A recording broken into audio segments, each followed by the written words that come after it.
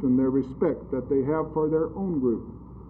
We can never gain strength from our differences if we continue to operate in a vacuum of cultural sterility.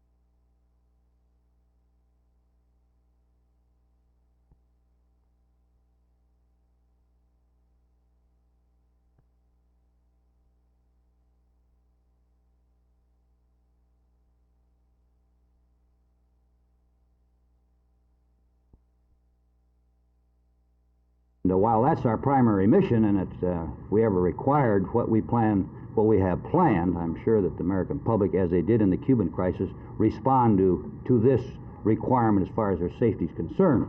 But Texas particularly is an example of civil defense working during other emergencies where natural disasters have had such a bad effect and terrific loss. So locally and state-wise, planning is quite extensive on first, emergency treatment before, warning. We have in-being emergency operating centers in which public officials can come together and there operate at a command center where they have hardened communications and where the mayor can be in control of all the facets and resources of the community and also be in a position to respond afterwards.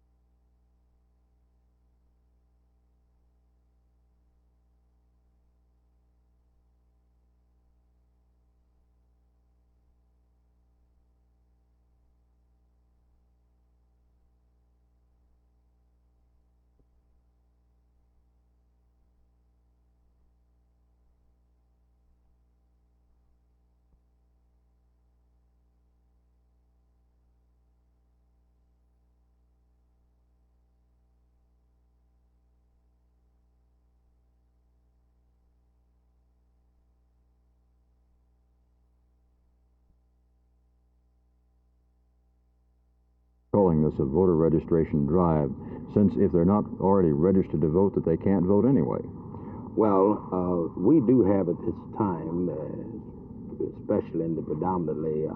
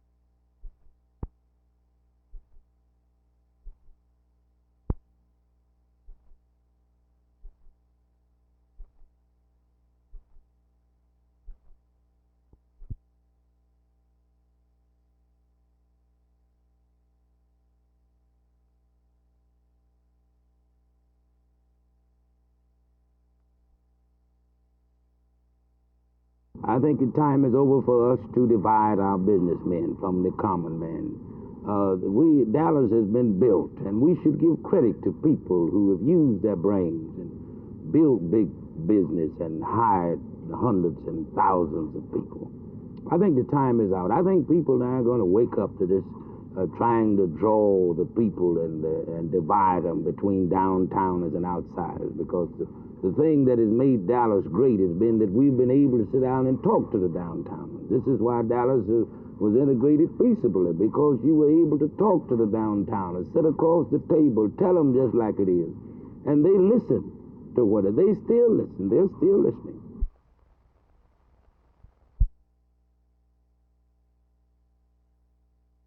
Well, two reasons.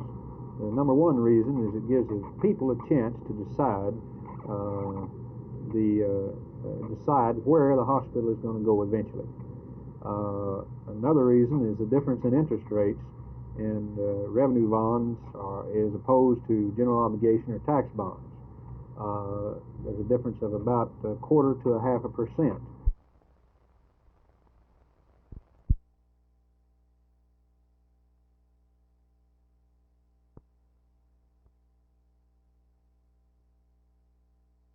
They are literally scared within an inch of their life of black racism in America. So the matter of integration is not the sole problem that we face in America. It's far more complex than this. It goes to the very heart of our national life. And if we relate it to the problems of integration in local churches, we're going to miss understanding the total situation in this land of ours.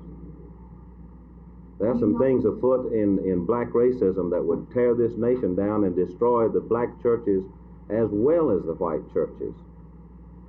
And if you talk to the leadership in the black churches, they're as much concerned about black racism as anything that's happening in this country of ours.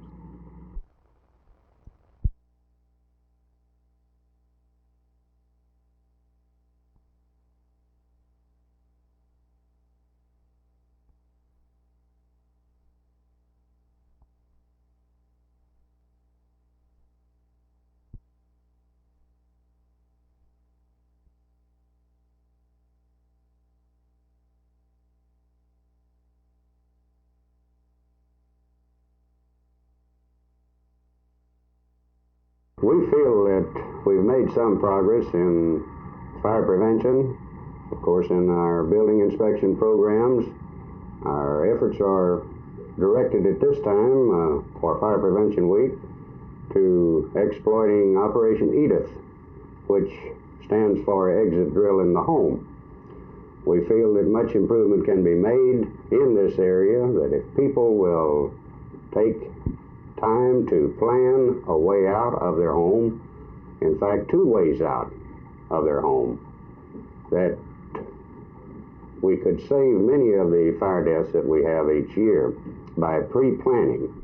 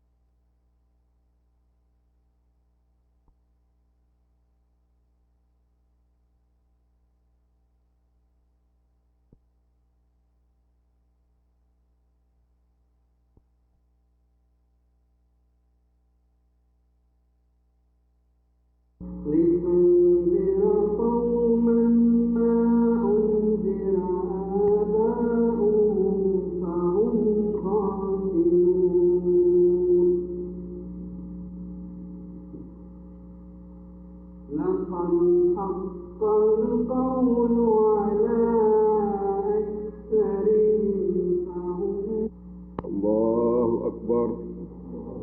Allahu Akbar.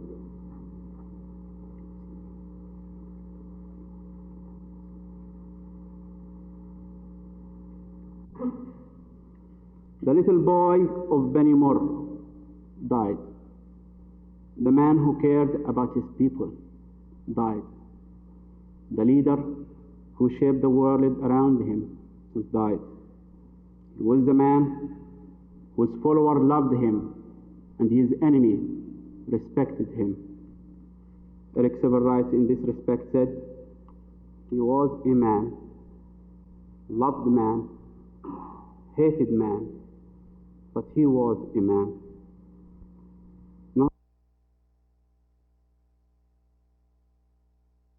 This full-size refrigerator is part of the White Rock Creek water pollution. Usually when we think of water pollution, which concerns all of us very much in this day and age, we think of industrial waste and sewage, the product of a collective mass urban society. But today, when the Dallas Fire Department scuba divers came out here to White Rock Creek, they found the result of individual, deliberate water pollution. This effort is part of the Dallas Fire Department's contribution to a beautiful, clean Dallas. They got the idea for the project recently when the fire department divers were searching for a drowned child. In the process of the search, they found many unusual items in the bottom of the creek. So today, the volunteer fire department divers and the Boy Scouts came out to see what else they could find. Their efforts were most productive. It seems to be very common to dispose of your old washing machines, tires, lawnmowers, and even refrigerators by just dumping them in the creek. This was a day-long effort of covering about a half a mile of creek, and they found quite a haul. This is Teal Salon at White Rock Creek for Channel 8 News on the Move. The Tactical Air Command Unit Achievement Award. The 136 Air Refueling Group, U.S. Naval Air Station, Dallas, Texas, is awarded this certificate in recognition of a distinguished flight safety record from 1 July 1969 to 30 June 1970. Through professional performance, knowledge, and devotion to duty, the members of this unit have materially contributed to the Tactical Air Command mission. J.T. Robbins, Lieutenant General, USAF. Colonel Presley, that I present to you this certificate, which is just a token of the appreciation of the Air Force for your fine safety record.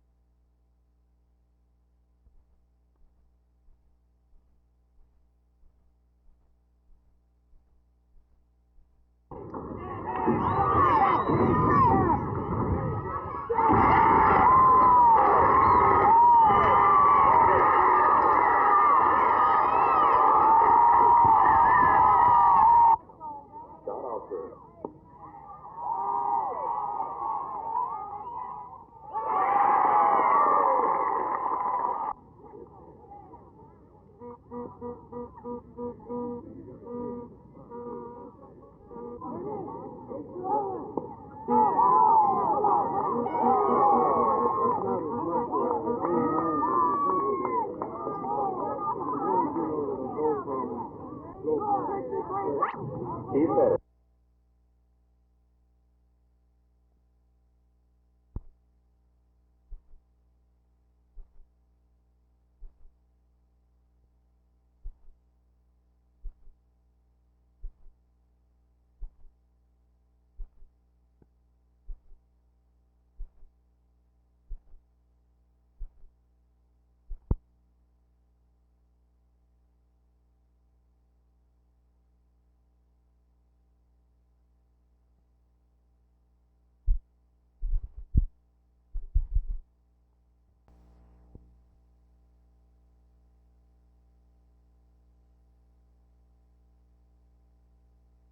Well, the man told me it was armed robbery. I told him the money's in the register, and he said, well, get it out. I said, well, you can get it out. I'll back up in the register, and you can get it. And he come around behind the counter to try to open up the register, and he never did figure out how to open it, and I wouldn't tell him how. In the meantime, I made my gun move. All right, and tell us exactly what happened. In other words, after you went for your gun. I shot him in the leg. I could have easily killed him, but I didn't want to kill anybody. I just wanted to stop him. And then we wrestled over the gun, and I shot it 3 or 4 more times, just trying to attract attention to maybe people on the street so I might get some help. And in the meantime, he was bleeding pretty bad, and he's getting weaker, and he asked me if I'd let him go, would I shoot him? I said, no, I won't kill you. I could have killed you the first shot. If you want to go, just go. That's all. All right, how many times have you been robbed before? Well, I've only had an armed robbery once before, but they didn't get any money that time either. Right, what would you do if this occurred again? I'd do the best of my ability.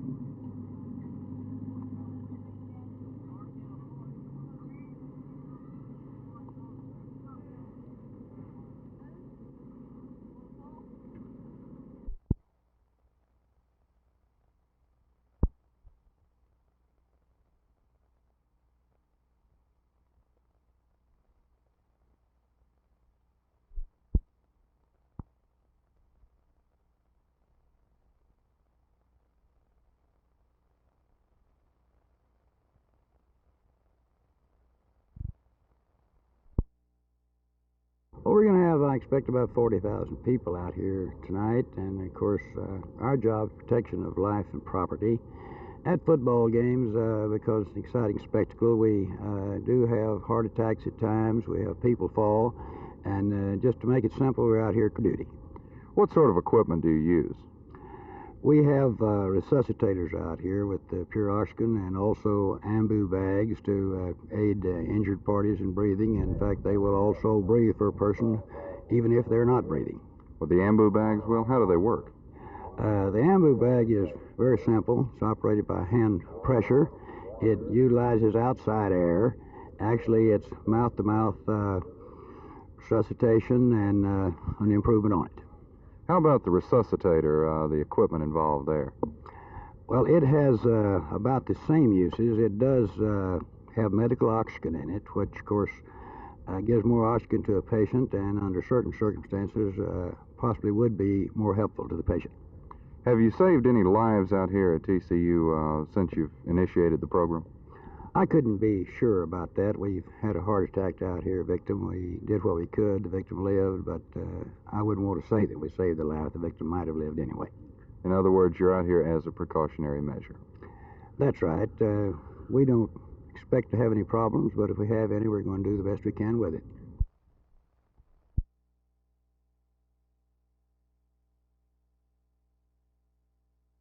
Well, I don't know if anything is new right now. There's some new products coming out on the market in the spray form and things of that kind, but so far as anything being new, it's just same old 7 and 6. Why is it that roses have continued to grow and new varieties have continued to develop? Why are horticulturists so interested in producing new varieties of roses? Well, I guess primarily it's these places that are in the rose business have to have something to sell every year, and a lot of people, of course, like to get new varieties and try them out. What's the most unusual rose in this show today? Well, that'd be hard to say. It's so many of them, but I don't think anything outstanding, unusual. Is this what you'd consider a fairly large show or small? Well, it's well, this time of year, the weather we've had so far, I'd say this is a fairly large show, a large number of blooms this time of year, this early in the month and so forth. I mean, in the fall. How many new varieties of roses have been developed, say, in the last 20 years? Well, I can't answer that. I don't know if you find anybody that was, unless they were studying it, but they have 3 or 4 generally. Last year, there's only one at first prize. There's generally 3 or 4 each year, so you can count up